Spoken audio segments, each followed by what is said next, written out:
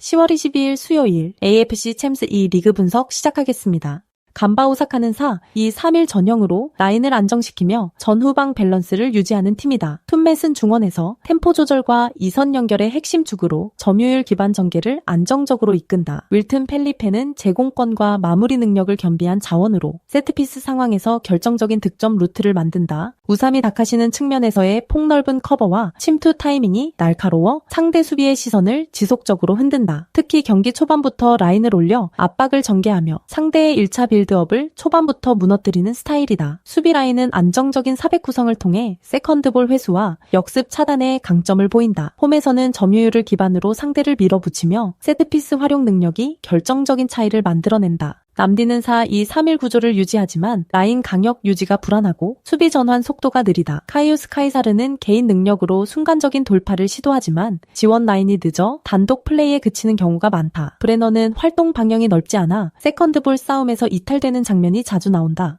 호물루는 중원에서 볼 배급을 시도하지만 템포 조절과 수비 가담이 동시에 이루어지지 않아 공수 밸런스가 무너진다. 특히 후방 빌드업 구간에서 압박 저항력이 약하고 풀백의 오버래핑식 커버 타이밍이 늦어 측면 공간이 자주 노출된다. 세트피스 수비 역시 느슨한 마킹으로 인해 상대 제공권에 쉽게 밀리는 모습을 보인다. 이 경기는 객관적인 전력 차이가 뚜렷하게 드러나는 매치업이다. 간바 오사카는 피지컬과 전술 완성돼서 모두 앞서 있으며 홈의 후반 집중력까지 감안하면 경기 운영면에서도 안정적이다. 남디는 초반부터 수비 블록을 깊게 형성하겠지만 간바의 폭넓은 전개와 박스 근처에서의 세트피스 루트는 결국 균열을 만들어낼 것이다. 그래서 경기 내내 간바 오사카가 볼 점유율을 유지하며 공격 흐름을 주도할 가능성이 높다. 남딘 입장에서는 90분 동안 수비에 몰리며 역습 찬스를 거의 잡지 못하는 일방적인 경기 양상이 예상된다. 남디는 수비 조직력과 압박 전환 모두 간바 오사카의 템포를 감당하기 어렵다. 반면 간바 오사카는 세트피스 루트와 전방 압박으로 경기 주도권을 완전히 틀어줄 가능성이 높다. 전력과 피지컬, 경기 집중력 모두에서 격차가 크기 때문에 이번 경기는 간바 오사카가 홈에서 완승을 거둘 흐름이다.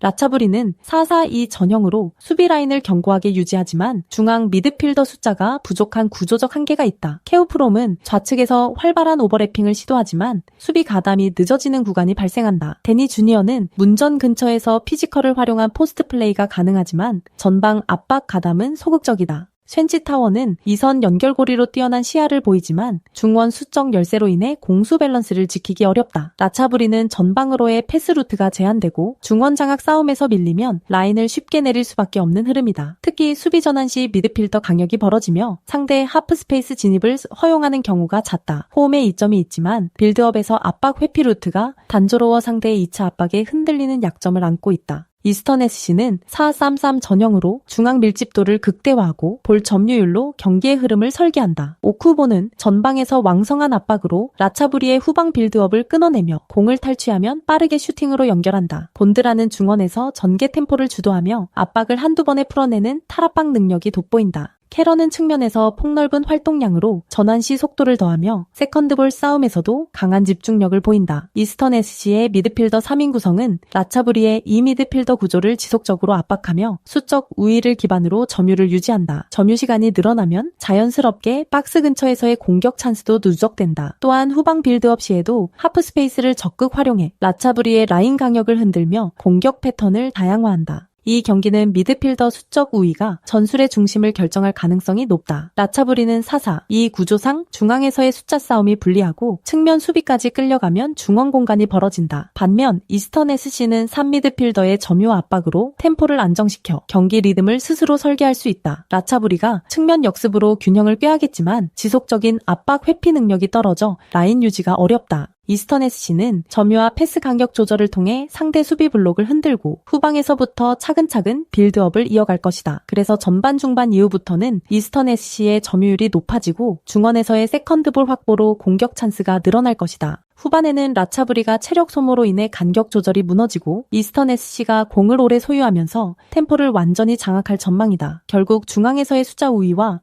패싱 리듬의 차이가 경기 결과로 이어질 가능성이 높다. 안디자는 4-5-1 전형으로 수비 밸런스를 유지하지만 전환 속도가 느리고 빌드업 과정에서 연결이 매끄럽지 않다. 이스몬 알리예프는 제공권에서 강점을 보이지만 공격 전개 시 움직임에 예측성이 높아 상대에게 읽히기 쉽다. 테미로프는 빠른 스피드를 활용하지만 중앙에서 고립되는 시간이 많고 세컨드볼 대응이 늦어 공격 지속성이 떨어진다. 토이로프는 수비 지원에 적극적이지만 압박 타이밍이 일정하지 않아 라인 전체가 뒤로 물리는 경우가 잦다. 특히 미드필더 라인이 얇아지면 중앙에서의 점유율 싸움이 어려워지고 후반부로 갈수록 체력 저하가 눈에 띄게 나타난다. 그래서 경기 초반에는 홈의 이점을 살리겠지만 시간 경과에 따라 전방 압박의 강도가 약화될 가능성이 높다. 알칼리디아는 4-1-4-1 전형을 가동하며 피지컬을 앞세운 세트피스와 라인 브레이킹 플레이가 핵심이다. 로마이히는 미드필드 지역에서 패스 템포를 조절하며 후마이다는 중거리 슛과 세컨드 찬스 연결 능력이 돋보인다. 글레이슨 모레이라는 측면, 돌파와 크로스 정확도에서 안정적이며 세트피스 상황에서도 강한 헤더 타이밍을 자랑한다. 전술적으로는 측면에서 중앙으로 파고드는 움직임이 반복적으로 이어지며 상대 수비를 내리게 만드는 압박을 유지한다. 또한 체력적 이점이 뚜렷해 경기 후반에도 템포를 유지할 수 있고 교체 자원들의 에너지 수준도 높다. 특히 라인 브레이킹 능력에서 앞서 있기 때문에 안디잔의 강력이 벌어지는 순간 빠르게 찬스를 완성할 가능성이 높다. 이 경기는 체력과 세트피스 완성도의 차이에서 승부가 갈릴 가능성이 높다. 안디자는 홈에서 초반 강한 압박을 시도하겠지만 중원 강력이 벌어지는 순간부터 알칼리디아의 템포에 말릴 가능성이 크다. 알칼리디아는 피지컬 싸움에서 우위를 점하며 중원에서 2차 볼을 점유해 공격 전환으로 이어가는 능력이 탁월하다. 특히 후마이단의 중거리 슈팅 위협과 모레이라의 크로스 정확도는 경기의 결정적 변수가 될 것이다. 시간이 흐를수록 체력 차이가 벌어지고 안디자는 수비 라인을 낮추며 수세로 몰릴 가능성이 높다. 결국 경기 후반부에는 알칼리디아의 교체 자원이 투입되면서 라인 브레이킹을 통한 결정적인 찬스가 만들어질 것이다. 세트피스와 측면 공략, 그리고 피지컬 경쟁력에서 모두 앞서는 알칼리디아가 경기의 주도권을 확실히 잡을 것으로 보인다.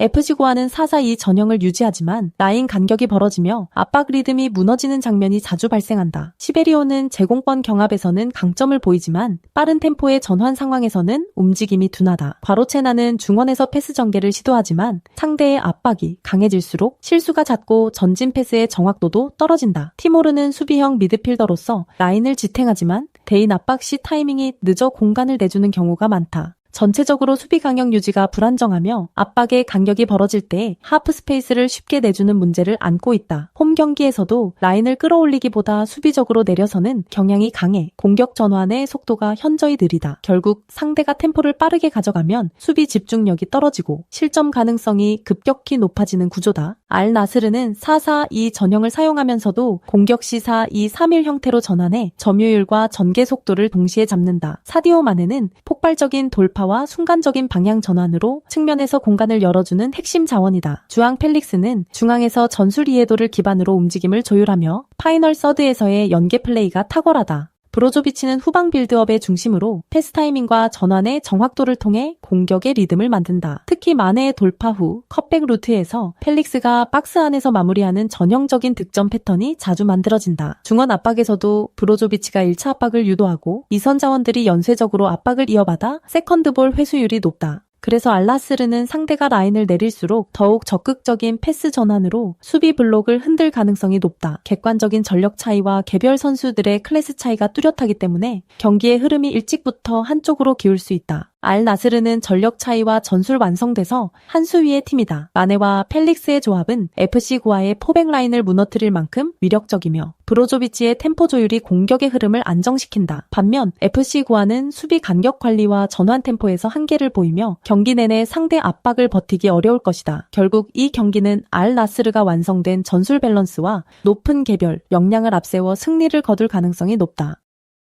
이스티클 포메이션은 5-4-1이며 짜임사에 있는 수비 블록을 기반으로 실리적인 운영을 펼치는 팀이다. 잘릴로프는 일선에서 압박의 시발점을 만들며 공을 탈취한 뒤 빠른 역습 전환의 중심 역할을 맡고 있다. 카말로프는 중원에서 볼을 안정적으로 소유하며 템포 조절과 방향 전환의 완급 조절이 뛰어나다. 주라보예프는 하프 스페이스를 침투하며 후방에서 전진 패스를 연결해 공격의 리듬을 만들어준다. 특히 수비 라인은 5명이 일정한 강역을 유지하며 상대의 침투 패스를 차단하는 집중력이 높다. 수비 후 빠르게 전환되는 역습 루트는 짧고 간결하며 상대 수비가 미처 정비되기 전에 결정적인 찬스를 만들어낸다. 또한 교체 전력에서도 안정감이 돋보이며 후반으로 갈수록 전력의 깊이 차이가 나타난다. 그래서 후반 교체 타이밍 이후에도 압박 강도가 유지되고 경기 내내 템포가 떨어지지 않는다. 알자우라 포메이션은 5-3-2이며 마흐디 알 후마이단과 그바다 모시가 전방 투톱으로 배치된다. 후세인 팔라는 빌드업 시 중앙을 책임지며 수비 전환 시 중원에서 커버 역할을 수행한다. 하지만 공격 전개 과정이 단조롭고 전방으로의 볼 공급이 원활하지 못하다. 수비 라인은 깊게 내려서면서 강역이 벌어지고 하프 스페이스 커버 타이밍이 늦어지는 문제가 있다.